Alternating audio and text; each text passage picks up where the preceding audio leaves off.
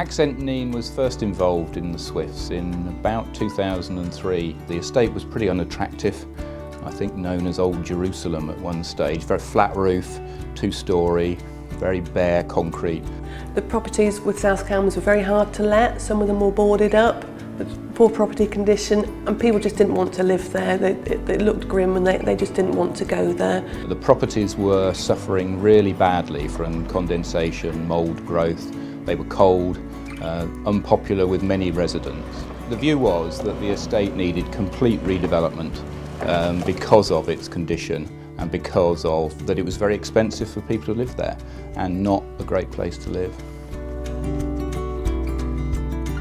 We knew that there would be homeowners who weren't particularly keen to move, and the local authority was anxious not to have to use compulsory purchase powers in order to make it happen, because that just gave it the wrong feel, and therefore working with the community and trying to preserve the community as well as building a new community, because we're increasing the size of the scheme, was key to what we were trying to achieve.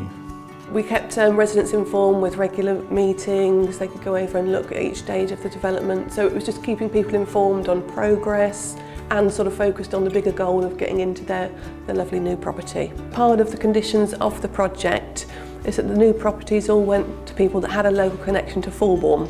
So that's either that they currently lived in the Fulbourn area, or they had immediate family in the Fulbourn area, or that they worked in the Fulbourn area. So this meant that people had that local connection, so they already knew Fulbourn, they already had links to Fulbourn, so it would make it more of a community.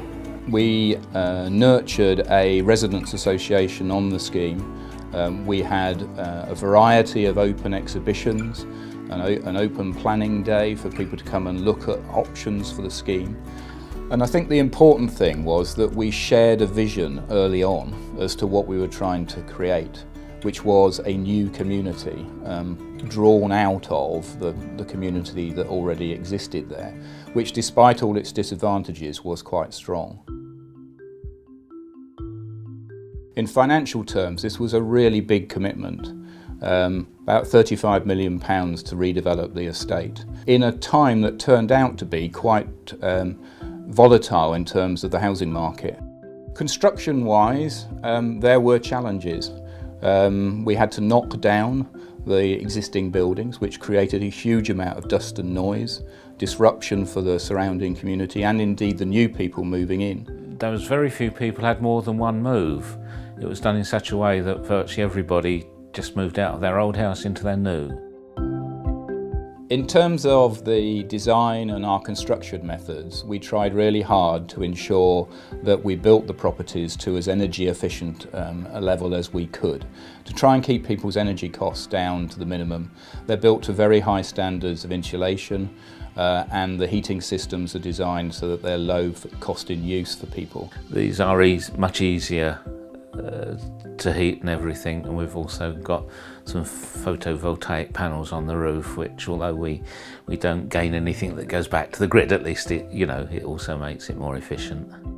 We've used the existing mature trees on the scheme, but we've also looked after the swift population. Fulbourn, by its nature, had a lot of opportunities for swifts to nest in the buildings, and it was important in terms of the redevelopment of the estate that we maintain that population, and we managed to achieve an award from one of the environmental organisations for the work that we did.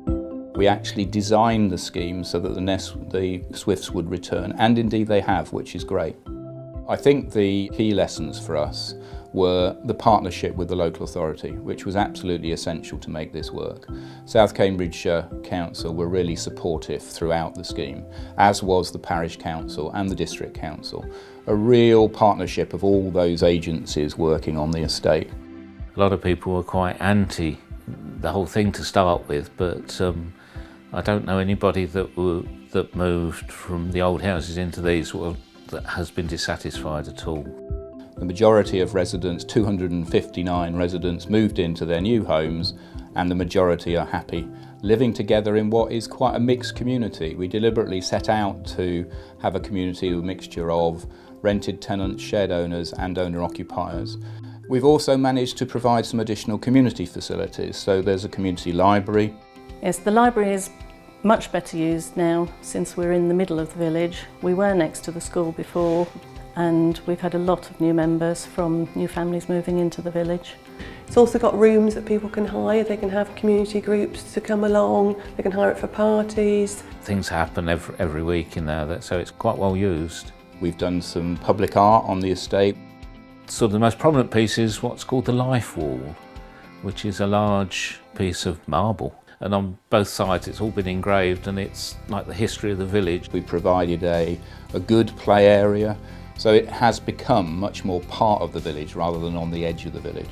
But the tenants that are still there from the old project, they just see it as a massive improvement in terms of the property they're living in now compared to what they used to live in, and the overall project, the feel of it, the look of it, and being part of it, they're very pleased. I mean, the whole thing, apart from anything else, just looks so much nicer. People really like it and want to be there and part of that community. Now it just looks so much better. So we've created a great place to live, and hopefully a scheme that adds to the village, which was one of the original aims of the work itself.